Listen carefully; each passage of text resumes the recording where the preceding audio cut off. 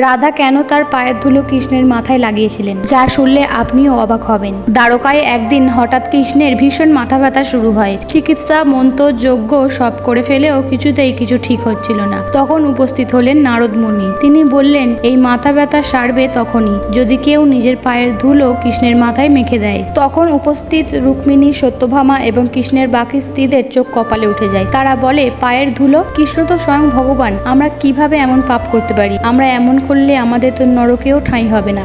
এই কথা শুনে তখন নারদ মুনি রওনা দিলেন বৃন্দাবনের দিকে। গেলেন রাধার কাছে, বললেন, কৃষ্ণের যন্ত্রণা সারাতে চাই তোমার পায়ের ধুলো দিয়ে। রাধা সেই সব কথা শুনে এক মুহূর্তও দেরি করলেন না। তিনি বললেন, যদি আমার ধুলো তার কষ্ট লাঘব করে তাহলে আমি নরকে যেতেও রাজি আছি। আমি চাই না কৃষ্ণ এক মুহূর্ত যন্ত্রণায় থাকুক। তাই তিনি নিজের পদধূলি নারদের হাতে তুলে দিলেন। আর সেই মুহূর্তে তার নিঃস্বার্থ ভালোবাসার সামনে হার মানলেন কৃষ্ণের সব স্ত্রী। এমনই ছিল রাধা আর কৃষ্ণের প্রেম কাহিনী। যদি ভিডিওটা ভালো লেগে থাকে আমার চ্যানেলটিকে সাবস্ক্রাইব করবেন আর কমেন্ট বক্সে রাধে রাধে লিখতে ভুলবেন না।